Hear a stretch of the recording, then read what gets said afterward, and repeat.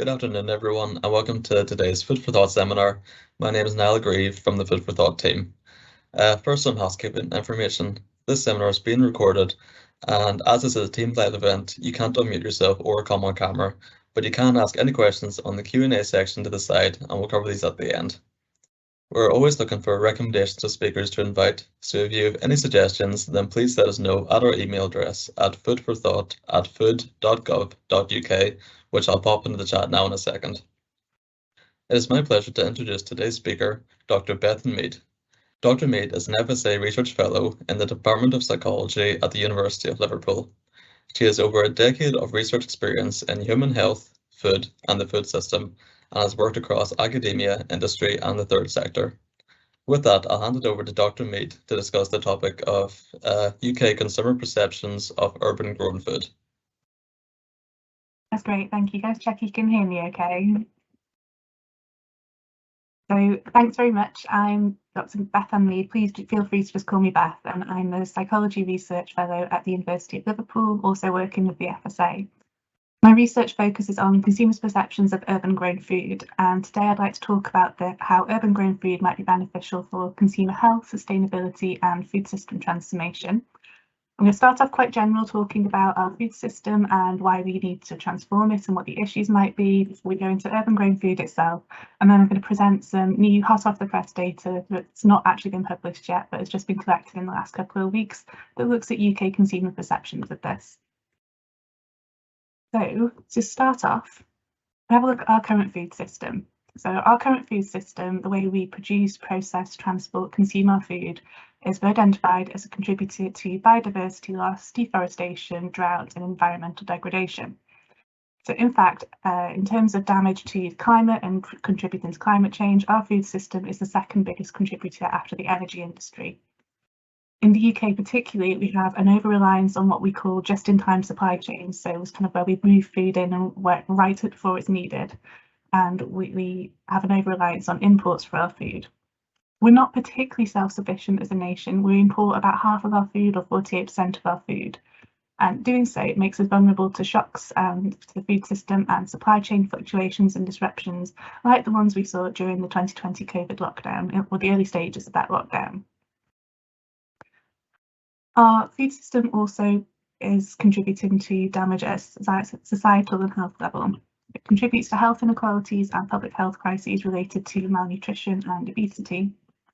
Recent estimates suggest that around 2/3 of the UK population have overweight or obesity, which works out at about 3 in 10 adults having overweight and obesity, 3 in 10 adults having obesity. And when we look at childhood obesity and malnutrition, we see similar rises over the past couple of decades. The implications of this are increases in things such as cardiovascular disease, diabetes, or some cancers, and comorbidities related to having overweight or obesity, which impact on people's quality of life and put additional pressure on our health and social care systems. Alongside this, perhaps almost paradoxically, the way our food system we also have an issue of food insecurity in this country. Our food system contributes to this in ways that we can see the types of foods that we're used to, or access to food that we have. So in the UK, we have higher than expected levels of food insecurity for a wealthy developed nation, and this increased during the course of the COVID-19 pandemic. The Food Foundation reported that food insecurity was increasing during the early stages of the pandemic, and that doesn't seem to have decreased as we come through the later stages of the pandemic. In fact, FSA data from the Food and News study Wave 4, just recently published in the last couple of weeks, suggests that 18% of respondents were still experiencing some level of food insecurity. So, although we have this issue of a combination of higher than expected levels of obesity and higher than levels of expected of food insecurity, the detrimental effects of this are quite similar. We see issues around people experiencing malnutrition, poor physical health, and poor mental health, which is being indirectly caused by the food system. So when we look at this together, if we look at this as our food system as a whole, this diagram kind of explains what it looks like at the moment. So from starting on one end, we see that the way we produce our food out away from our population centres. The way we're doing so, it impacts our environment and is causing an environmental and land use crisis, which is impacting sustainability. Once we've produced our food, we then have long supply chains to actually get it to the consumers. So over 80% of us in the UK live in urban or peri-urban areas, so we're not actually near where our food is being produced. The length of these supply chains makes them vulnerable to socio-economic and political instability, which can threaten the resilience of our food supply. Because we have these long supply chains as well, we're also at a greater risk of experiencing waste or nutritional degradation through quality loss over the course of that supply chain. And then as we're at the other end of the supply chain where our consumers are and where we're going to be eating this food, it turns out we're actually quite disconnected from our food production because we're so far away from where it's happening. And this disconnection from food production and our food supply then has an impact on our health, our well-being, the quality of our nutrition, our access to food, because what we see is in these population centres where we're consuming our food is not equally available. We have people living in food insecurity, and also the types of food that we're eating and are available to us aren't always necessarily the best for our physical health or our planetary health. Our food system is characterised by an overabundance of foods high in fat, salt and sugar. So these are foods that are typically energy dense but nutrient poor. And overconsumption of these leads to increasing levels of obesity, health problems, which then impacts people's quality of life, health and social care systems, and general public health. So from what I've just talked about very, very briefly, it's a very surface level overview of it, but it's clear to see that we do have a need to transform our food system. Calls to do so have highlighted the need for innovations that are scalable, equitable and sustainable to promote human and planetary health. You might be familiar with the National Food Strategy, which has been released in the last year or so. So the government's National Food Strategy echoes these needs, and it's been estimated that in order to achieve our commitments to health, climate and nature by 2032, the National Food Strategy has identified ways that we need to change our diet in the UK. And this would be to increase our consumption of fruits and vegetables and fibre, but also decrease our consumption of foods high in fat, salt and sugar, and also meat.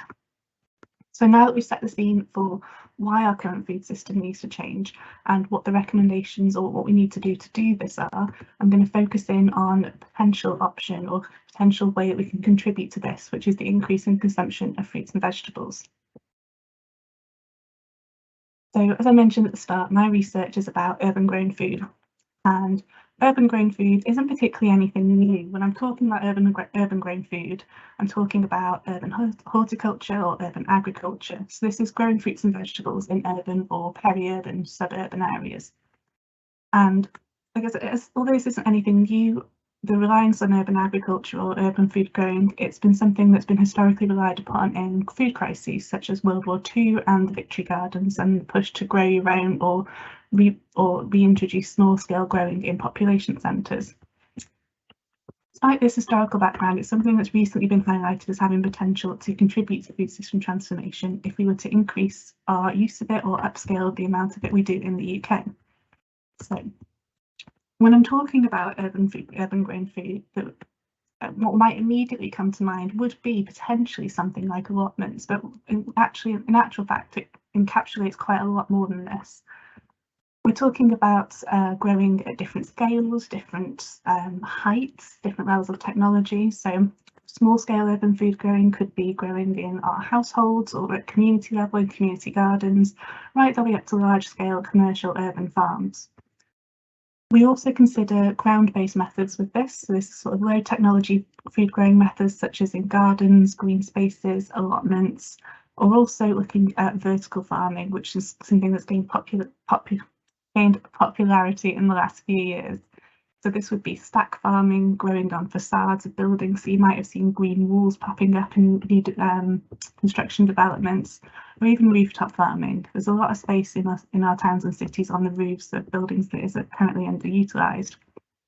We also consider soilless high-tech growing here. So this would be things such as hydroponics, aeroponics, or aquaponics. These are food growing systems that don't necessarily have to be outside. They can be done indoors under special lighting systems for food, and rather than the food growing within its roots in the soil, they might grow in a nutrient solution, or even in aquaponics, it's a closed solution where the food is grown in a system with fish. So kind of the fish purify the fish waste, fertilizes the food, and the roots of the feed plants filter the water for the fish. The reason I've picked out soilless growing methods here is because this is something that is mentioned in the National Food Strategy as something that needs to be considered and could have a lot of potential in terms of increasing our UK food production. So although we've got all these different ways of growing food in our urban areas, and we also know from various historical accounts, but also academic research, that there's a lot of benefits to doing so as well. I'll start off with the environmental benefits of growing food in our urban areas. So because we're growing our food in the areas where most of our population live, the food is closer to the people who are going to consume it, so we're seeing a reduction in food miles. But the knock-on effects of this are therefore a reduction in greenhouse gas emissions and also a reduction in waste and quality loss because the food hasn't had to travel through those long supply chains we talked about earlier. It's also a suggestion that increasing food growing in our urban areas leads to an increase in biodiversity. So this is kind of being able to increase the biodiversity of our particularly of our urban areas where biodiversity might have been negatively affected by population growth and building. In fact, one way we can see this is we've recently done a systematic review looking at the ecosystem service delivery of urban agriculture compared to green infrastructure. And this is a systematic review of 157 studies carried out by myself and colleagues at Cranfield and Lancaster universities. And what we found was that growing in urban areas contributes to ecosystem services in a similar way to green infrastructure. So it kind of tells us that if we were to upscale our urban agriculture, our urban food growing in the same way that we might be looking to upscale green infrastructure, we're still going to deliver some of these ecosystem benefits. But in fact, there are some benefits that are actually better delivered by urban food growing than green infrastructure itself. Particularly biological control and maintaining genetic diversity seem to be better delivered by examples of urban agriculture or urban food growing than green infrastructure. We also see from previous research that there's health and societal benefits of urban food growing itself. So research shows us that urban agriculture itself, so the act of growing food in our urban areas, seems to be associated with better quality diet. So in a study of mine from last year, we looked at UK residents, and we had about 532 UK residents, and we looked at their exposure to urban agriculture, their food choices and their diet quality. And what we've shown here is that there's a potential link between exposure to urban agriculture and diet. We found that people who are exposed to urban food growing tended to make more healthier and sustainable food choices, and that in turn was related to having a healthier diet. So it could be that exposing people, or just by exposing people to urban food growing and having food grown in their local areas, could potentially help nudge people to make more healthy and sustainable food choices and ultimately have a better diet, which would benefit their overall physical health. So theoretically, this is something that does seem to make sense, and it's still ongoing research, so I don't have more data to present on this, but we know that there's potential here. But others have also shown that there's additional benefits related to urban food growing. We've seen evidence that people who are involved in urban food growing report benefits to their well-being, their feelings of social connectedness, and their physical activity. And there's also evidence to suggest that increasing their uptake of urban grown food will have benefits with food security. So this is growing fruits and veg in urban areas. By growing our fruits and veg in urban areas, we're growing it closer to where people are, we're making it more accessible, and potentially it could cost less because it doesn't have to go through that long transportation distance. And also, when the time it actually gets to people, it could be easier. It could potentially be of better quality because there's been less opportunity for quality loss, and it's easier to access for people, even those who aren't growing it themselves, but because it's growing in the areas where people are living, it could be more easily accessible. So if we look back at that original diagram of our food system, the original one looking at our long supply chains for our food consumption, if we were to consider the role of increasing our urban grown food, we might end up looking at something a bit more like this. So by moving that food production and shortening those supply chains and resiting them in the areas where our populations tend to live, or we could potentially be alleviating land use pressure, increasing our food security, providing ecosystem benefits in our cities, reducing waste and nutritional degradation, but also increasing people's knowledge of production. There's an argument at the moment that because we're so disconnected from our food systems, we're also quite disconnected from nature. So by actually bringing food production back into our urban centres, we'd be giving people an opportunity to reconnect with their food and also reconnect with nature. And we know that this has benefits for physical and mental health, because there's evidence to suggest that engaging with nature and engaging with green space, or having access to green space, is associated with stress reduction. So one way of capitalising on that would be to use those green spaces to actually grow food for people. So but as good as this sounds, considering that we import about half of all our food in the UK, we have to wonder, is it even possible?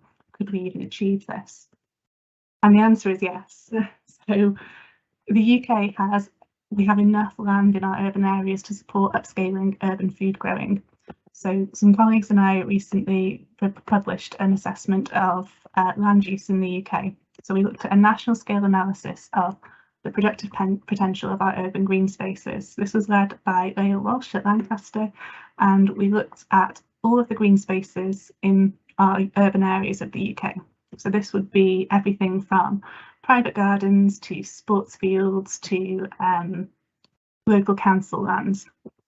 And what we found is that if we were to use all of that for food growing, we'd have the potential to grow 8 times the amount of fruit and vegetables that we already produce in the UK. When we look at this at a city level, and we looked at 26 particular towns and cities as individual case studies, we found that some of these towns and cities have the potential potential land in their urban areas to grow enough fruit and vegetables to provide their residents with their 5 a day for a year. I've picked out Liverpool here as an example, not just because I'm at Liverpool, but also because Liverpool is a city that has a higher than average level of food insecurity in some of its boroughs. And if we look at Liverpool as an example of where we could grow fruits and veg, we can grow 192.2 kilograms of fruit and veg per person per year in those urban spaces, which is more than enough to give people their 5 a day. However, we do need to caveat with this we're not suggesting that we use all of our green spaces in the UK for this, because that would mean obviously giving up our sports fields and our parks and so on. But it just shows that we do have the potential there. So if we were to use just some of that green space in our urban areas, we'd be able to make a difference and make a significant contribution to people's access to fresh fruits and vegetables.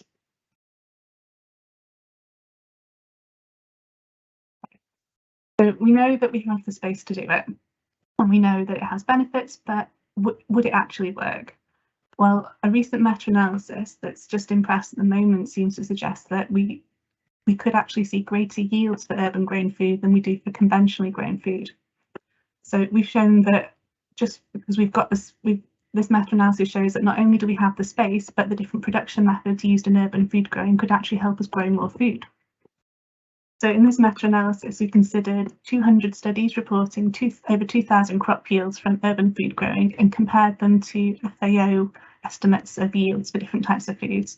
And what we see in some cases, we could grow a lot more through our urban food growing methods. So for example, the graph here shows that on the left in the orange bars are urban agriculture or urban grown food production. On the right in the blue are FAO yield estimates. So for things like cabbages, lettuces, chilies and peppers, tomatoes and cucumbers, we could grow significantly more through urban food growing than we do conventionally. And in the case of things like cucumbers, it could be as much as 4 times the amount we would normally grow. And what this meta-analysis also shows us is that there are some urban spaces and growing methods that are better suited to certain foods. So when we break this down into the different ways we can do our urban food growing, if you remember at the start of the talk, we talked about the different methods of high-tech, low-tech, soil-based, non-soil-based.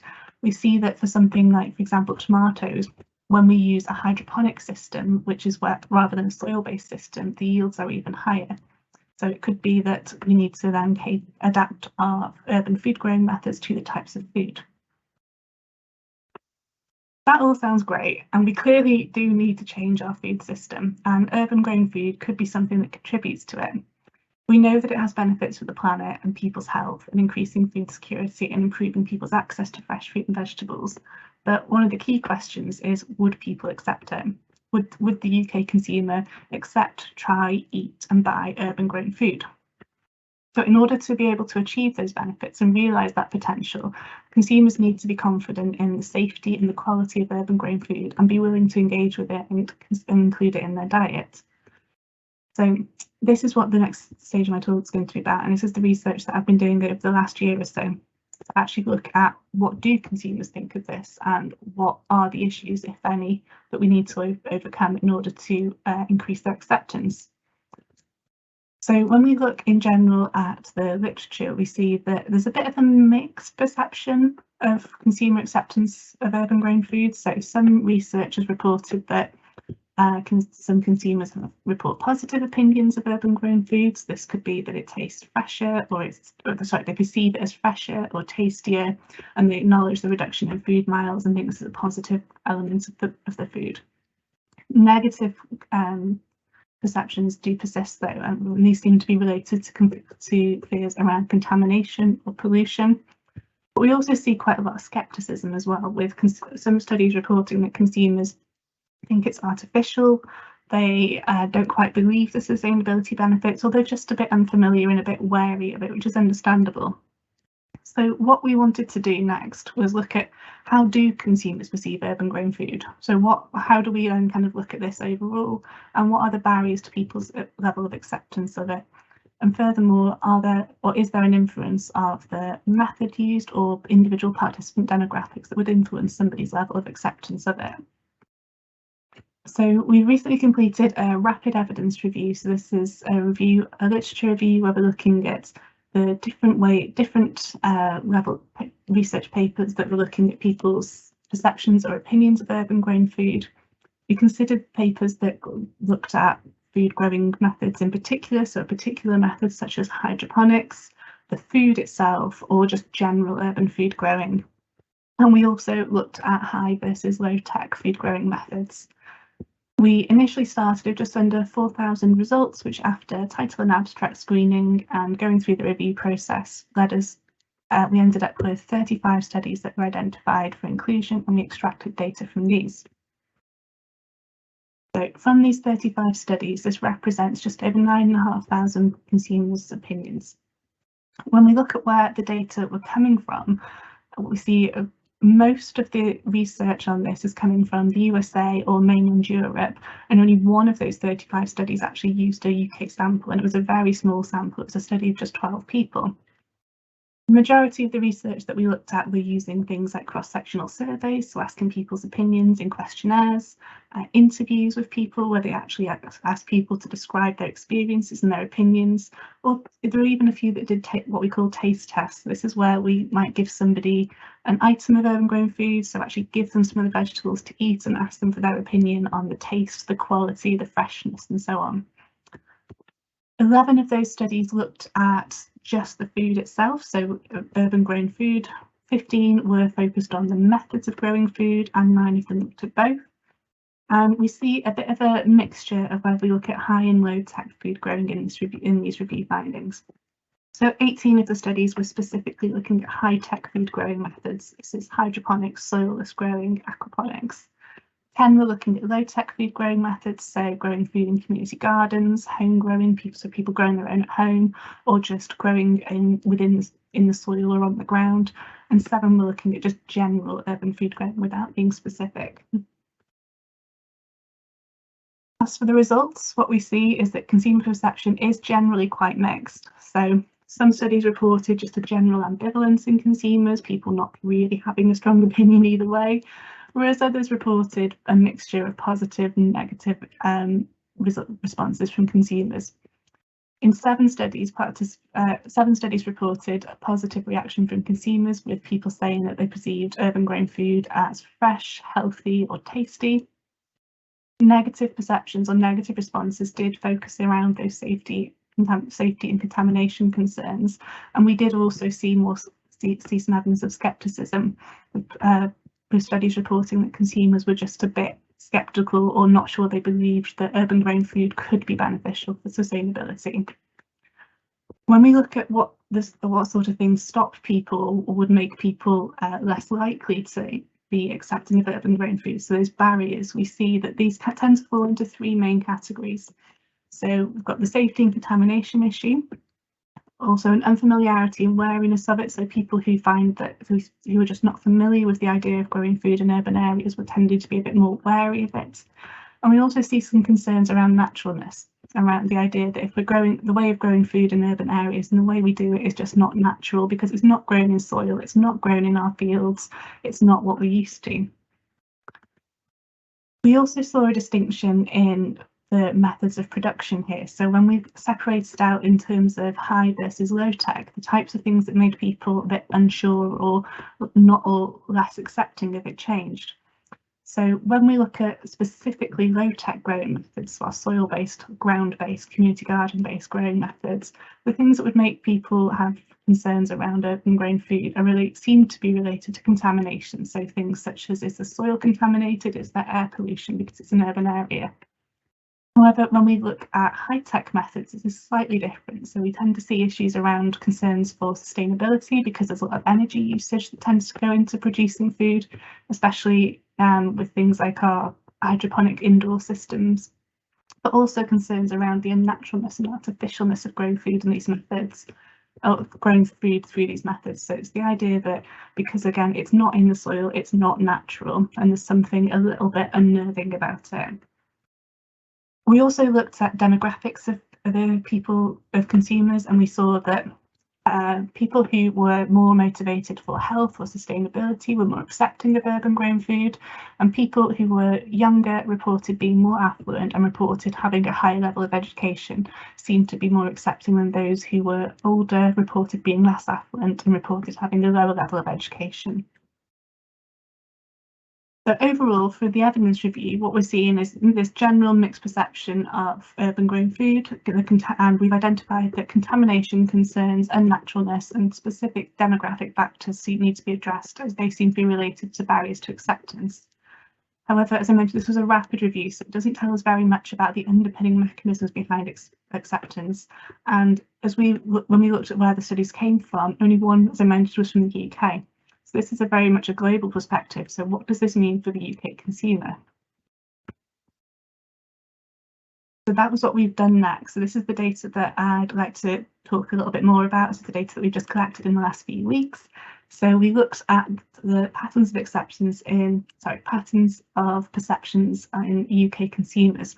So we looked at how basically those patterns of barriers and concerns mapped onto a UK sample.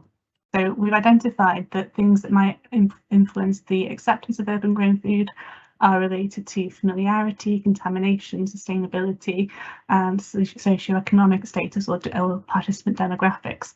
But we also wanted to have a look at, well, what is this baseline level of acceptance in a UK sample? So using an online study approach, we've just completed data collection on a study where we're looking at people's choices. So we're providing people with just standard supermarket bought foods labelled as either urban grown, farm grown, or not labelled at all, and ask them to make a choice between which one they would buy if they were the same price. We also asked them how much they'd be willing to pay for these foods. So to do this, we then looked at the standard retail value of these prices and of these products in supermarkets as of May this year, and looked at kind of what people would pay for the food, whether it is urban grown, farm grown, or just a neutral control food. We also looked at people's opinions of it, so thinking back to those barriers that we'd identified in the evidence review around perceptions of urban grown food being related to safety, health, tastiness, freshness, good for the environment. We just asked a really simple way of gauging opinions to basically look at asking people to rate their level of agreement with whether urban grown food is healthy, safe to eat, nutritious, and so on. So we've collected data from 936 UK consumers. We've got a really nice age range. We've got consumers aged 18 to 86 in here, average age of just over 45. These data were collected in the last few months. Just over half of the sample reported as being female, and 86% of them identified as white. And when we look at people's choices, so this is how many times are people choosing urban grown versus farm grown versus just non-labelled foods, we see that when something is labelled as farm grown, people tend to choose it more compared to choosing urban grown or control foods. And in fact, urban grown food was, when we compare it to food with no label, was chosen 14.6% less, and when compared to farm grown, it's chosen 36.7% less. So this shows us that we've actually got quite a lot of acceptance of urban grown food in terms of choices that people are making. So it tells us that we need to then look at ways of informing people or addressing some of the barriers that people might have to urban grown food to be able to increase the likelihood of it being chosen in a UK sample. When we look at willingness to pay, we see a similar pattern here. So consumers were more willing to pay for farm-grown foods than control or urban-grown foods. So this is, again, when we compare foods labelled as urban-grown to foods not labelled at all, there's no real difference in what people are willing to pay. But when we compare urban-grown foods to foods labelled as farm-grown, people seem to be willing to pay about 3.7% less for urban-grown food. So it tells us that consumers aren't willing to pay as much for urban-grown food as they are for sort of standard farm-grown food. So this suggests to us that if we are going to look at ways of increasing urban-grown food acceptance, we might need to consider costing the cost structure of it and make it either as similar priced or even at lower price than foods already available. So when we look at people's opinion ratings, we see a bit of a mixed picture here. So we asked people to just on that 0 to 100 scale rate their opinion of urban grown food, and if we look at the averages here, they're actually fairly positive. And across the sample, we've got a moderate level of familiarity. So people are kind of at 46.8. They're moderately familiar with the idea of urban grown food. However, if we look at the range of these scores, we see we've got the whole scale here. So we've got people who are marking 100% agreement with this, right down to levels of 0, 1, and 2. And it's these people we're interested in now. So these are the people who don't have a positive opinion of urban grown food, who don't think it's healthy, safe, fresh, nutritious. It's not something they buy, not something they'd eat. So these are the people who are potentially our non-acceptors, and these are the people we need to identify and target. So we also, with this study, we collected some qualitative data. We asked people to just explain their reasons for their choices. And when we have a look at these data, we find some interesting patterns here. We're pretty much replicating that pattern of barriers we saw in the evidence review, in terms of safety of urban grown food being a barrier to acceptance of it. And we see here people saying that if the food was polluted or it takes on pollution, they wouldn't be willing to accept it. However, others say that if it can be guaranteed that there's no effect of pollution, they'd be more likely to accept it. When we look at people's reasons for choices, we see familiarity here with with a large number of the participants saying they just don't know enough about it to have an opinion about it. We also see people highlighting that the quality and the healthiness of the food is key here. So they wouldn't be willing to accept it if the nutritional value was different or if it just didn't taste as good. And also we see here concerns around sustainability or even skepticism around sustainability. We see people saying that they would potentially be more likely to accept urban grown food if they could be assured that it was better for the environment. And one thing here that I want to pick out is price as well. So this is something that didn't necessarily come out in the evidence review. Out of those 35 papers, I think only 1 or 2 actually highlighted price as a factor. However, in this study, so this is data collected from May to July this year, price was a really big factor here. So we see that people would be less likely to accept urban grown food if it was expensive, if the price was set too high, if it cost more than the food already available, and having cheaper prices or lower prices might make them more accepting of it. I think this is potentially a reflection of the current situation. Obviously, we know that we're living through a cost of living crisis at the moment, and I think that's what's being reflected here as well. So to sum up from the survey, we're seeing a generally low level of acceptance of urban grown food in UK consumers, but seemingly positive opinions. So it makes us wonder if there's a distinction between somebody's opinion and choice. They might, maybe consumers think that theoretically it's a good thing, but not something for them. We've mostly replicated that pattern of barriers and concerns that we saw in the initial evidence review.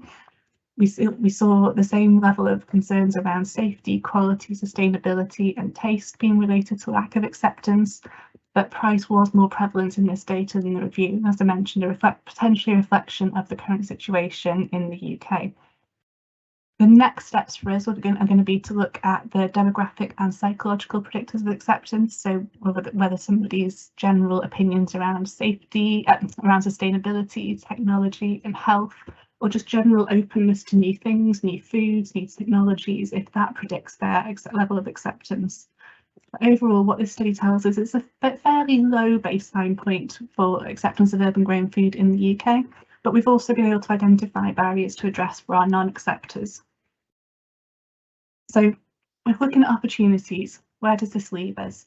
So we already know from recent data that's even been published by the FSA that UK consumers do have an awareness of the need for sustainable diets and factors that contribute to this. So the Food and You 2 Wave 4 study identified that 63% of consumers are concerned about food waste, and 59% of consumers think that buying locally produced food contributes to sustainable shopping choices. So what it suggests was that if we can assure consumers that urban grown food is a sustainable option, is a locally grown option, we might be able to increase their acceptance of it. We also have an opportunity of price around here. So as I mentioned, this is more pronounced in the UK sample than in the evidence review. And what it tells us that price needs to be taken into consideration when we're looking at increasing acceptance of urban grown food. We might need to consider pricing it lower than traditionally grown food that's available in our supermarkets, and we also might need to consider cost incentives as well. And one way of doing this, or one way we might be able to achieve this, is by factoring in those shorter supply chains. So if we are growing food in our urban areas and it's going to consumers, theoretically that cost should be reduced because we don't have the transportation cost as well. And it's also need to consider when we actually look at our acceptors and non-acceptors. So while some people are already on board with this, so looking at the responses to those questions around why people made the choices they did, we see that some people are just already on board, they're willing to try it. There's somebody here saying that they're open to trying it, even though they know little about it. They feel that it probably is as tasty and healthy. They don't see any difference, it's just fruit and veg. However, our non-acceptors, these are the really interesting people. These are the people who say that just nothing, I would never accept it, I would not eat it. So these are the people we've identified, through this research I've identified, these are the people that interventions need to address. So we need to be able to try and pick out what exactly are the reasons for people saying that they're just not open to it, and then work out how do we overcome those. Are there misconceptions that we need to overcome? Do we need to consider making it more available? It's probably a combination of multiple factors. But this research also shows us what the UK consumer needs to be able to accept urban grown food. They need that safety assurance that it's safe, free from pollution, and guarantees that the regulatory standards that urban grown food is held to are the same as what we already have in the UK for our food regulation standards. They also need confirmation that it's at least as good or better than our existing options. And we also need to address this cost barrier. So cost is clearly a barrier to acceptance here, and we need assurance that, or we need to be able to assure consumers that urban grown food wouldn't necessarily cost more than food that's already available. And there's potentially an issue here around acceptance hinging on the cost not being more. So if we look back at some of those responses from participants, where they're saying that they'd be willing to try urban grown food if it didn't cost more, if it wasn't more expensive. So this tells us that cost is something that we do need to consider when we're looking at requirements for UK consumers. Our next steps, so what we're going to be doing next of this research is looking at the specific technological methods of growing food. So our opinions different in the UK sample when we're considering high tech versus low tech, and also we're going to look more into people's demographics. So Are younger people more open, or people who are more open, are younger people more accepting of urban grown food or high-tech food growing methods? And are people who are just generally more open to technological advances, are these people likely to be more accepting of it? We're also going to do some intervention development to try and challenge those barriers. However, that's all work in progress at the moment, but now that we've got this sort of baseline understanding of UK consumer perceptions, we can start to build those and hopefully be able to share those in the near future. So that's everything from me. I'll stop there. Thank you very, very much for listening and for inviting me. I just want to say a massive thank you to the Urban Revolution team and the Transforming the UK Food System SPF programme. And if you have any questions, I'd be very happy to take them. Hi, Bethan. Thank you so much for the really interesting talk. We have a couple of questions if you'd have the time to go through some. Yeah, do you want me to stop sharing the screen? Yeah, perfect. Thank you. Yeah. So one question that came in there is, why do you think people are susceptible of high-tech food growing methods? Generally, I think it's around that unnaturalness or artificialness. So they're a bit more. So we tend to see as people being sceptical because the way when we think of how our food's produced, we do think of it in a field, in a farm, out in the countryside. When actually looking at these growing methods, although we might be able to grow more food this way, we're moving away from that soil-based growing. So it's kind of the idea that just because something's not in soil, it's incongruent with how we think our food is grown anyway. So there's concerns about it just not being natural and therefore not being okay. All right, thank you, Bethan. Another question that came in there is, how does government policy on house building, such as local authority housing plans required to meet government figures, impact on urban farming? And is there like a north-south divide kind of thing, do you think? I don't know enough about that to be able to answer, but I do imagine that new policies and sort of new government policies probably is affecting this, because I know that when a lot of new housing developments are put through planning, there's requirements to have certain amounts of green space and open space. I think there's potentially an opportunity for us to use maybe some of that new space to be dedicated to food growing. But as for a north-south divide, I'm afraid I can't comment because I don't know much about it.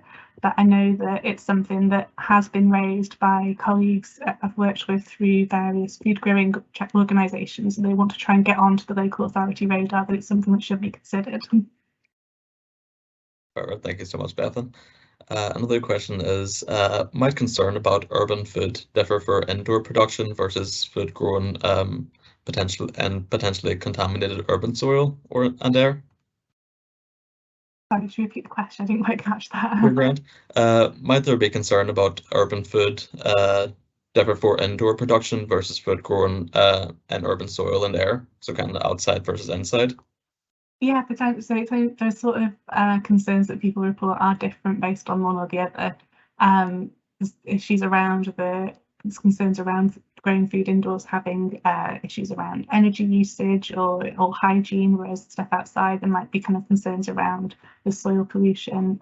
What we generally tend to see is when we've worked with individual food growing groups in urban areas, that they are aware of these issues and there are workarounds for it. So either kind of obviously having very, very strict hygiene standards around their indoor growing in relation to food regulations, but also in terms of their outdoor growing or their soil-based growing. If they know the soil is contaminated, they grow above it. They companion plant to absorb any pollution to help filter air. So there are ways around them, and the concerns do differ based on method. Perfect. Thank you so much, Bethan. And another wee question there that came in would be, what sort of people would be more open to eating urban grown food, do you think? Generally, what we tend to see is that it's people who might be already more sustainable, more motivated by sustainability, so they're more concerned about sustainability in general, rather than and food sustainability. But also we might see people who are already eating healthy diets or are motivated to eat more healthily.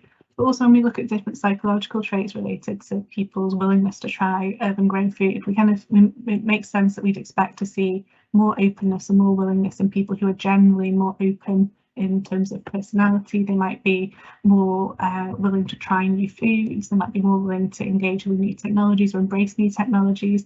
And so what we're expecting to see is that we see a similar pattern map onto urban grown food acceptance here. So it's people who are already willing to try new foods, try new things, already care about or already motivated by the environment and their general choices. They're potentially going to be more willing to accept this. All right, thanks so much, Bethan. That's really interesting. And another question that just came in there is, who would you expect to be doing the growing in urban environments? Would it be economically viable as a business, or would it be done on a smaller, more informal scale? And how would people get access to the food, do you think? So a bit of all of the above, to be perfectly honest with you. When we look at models of how this is being done successfully already, we see whether it's either small scale community projects or people doing it themselves. But there are commercially successful urban grown farms here in the UK. So we see kind of there are ways of making it a successful business model or a profitable business model. So what we see is a mixture of all of those within an urban area. So we could have the small scale community based growing for members of the local community to be involved with, local schools, local children, but also the larger scale ventures that would be able to more easily feed into local supply chains. In terms of access, there are already models where, for example, restaurants, food hubs, even food banks are already working with urban farms and urban community gardens. So the food can be accessed by people, for example, who are accessing a food bank, but also we know some urban farms that sell it commercially, through local restaurants, actually having local, literally grown on the roof menu items, but also in local food supply chains. Grand scale, we'd be looking at doing this potentially right up to national supermarket supplies, but at the moment we're not quite there yet. All right, thanks so much, Bethan. That's really interesting. And then another wee question that came in there is that you mentioned benefits for well-being and social benefits of urban food growing. Is this just for the people involved, or what about those people that aren't directly involved with it? So there is some evidence to suggest that as well as being involved in food growing themselves, that people who aren't involved in it might also be able to reap these benefits. So we know that when we look at diet, for example, if people are in the same household as somebody that's involved in it, they might tend to have a healthier diet as well. But also by having the food grown in those urban areas, it could potentially make it more easily accessible to other members of the community, because it's closer to them, it's able to feed into those local supply chains, local shops, local food hubs, and so on. But also what we tend to see, if we're looking at sort of the wellbeing benefits as well, there's a lot of evidence to show that there are psychological wellbeing benefits of green space and connection with nature. So if we're increasing the amount of green space in our urban areas through food growing, it stands to reason that the benefits of that for wellbeing would be then translated into members of the community, because we're increasing green space in the community. So it's something that can definitely benefit for everyone in the community, which is great to see. Definitely, and also just by having that presence of food growing in the area, it could potentially work as a nudge to try and nudge to people to make more healthier food choices, make more sustainable food choices, because it's there and it's on people's radar. There's something they're seeing, it's something they're thinking about, it starts conversations with people. So it could also just be kind of that little initial starting point in the community. Perfect. And another wee question that came in there, Bethan, is do you know if the urban farm food will have the same nutrients as food from standard farms, or do you think there will be a bit of a difference? At the moment, I'm not, as I do need to caveat that I'm more of a psychology food system based than nutrition based, but I'm not aware of any research that says either way. We don't have any reason to believe it would be different, especially when we're looking at the different growing methods, the productiveness of some of the high-tech growing methods being more sort of hydroponically grown tomatoes. We can grow more that way than we could potentially through conventional agricultural methods. We have no reason to think there would be a difference, but I do know that there is some research going on to this at the moment, but we just don't know the findings exactly. All right, thank you so much, Bethan. I think one more question that came in there was if more modern farming practices are used in urban areas for urban farming, how would you think, or how could that impact potentially on local flora or fauna? Yeah, it is something that needs to be considered to make sure that any sort of new innovations and bringing new methods into the areas are not disrupting existing flora and fauna. We know that by bringing urban food growing into urban areas, we do have these biodiversity benefits. It's something that would need to be considered, possibly by our local authorities, looking at our local planning, our local environment agencies, to ensure that it's done with balance rather than a replacement. Perfect, thank you. And I think one comment, this is more of a comment than a question, but one viewer just wanted to say they were super interested, and thank you so much. They volunteered at a local tech urban farm, and they feel familiarity is a big factor in breaking down barriers, such as open days and harvest festivals. And there's much more interest in sign-ups for veg boxes after events such as that. And also cost is also an issue for them, maybe more so as it's low tech, and as they're not for profit, but still costs more than a supermarket veg as well. So maybe they need to try to consider more high-tech solutions as well.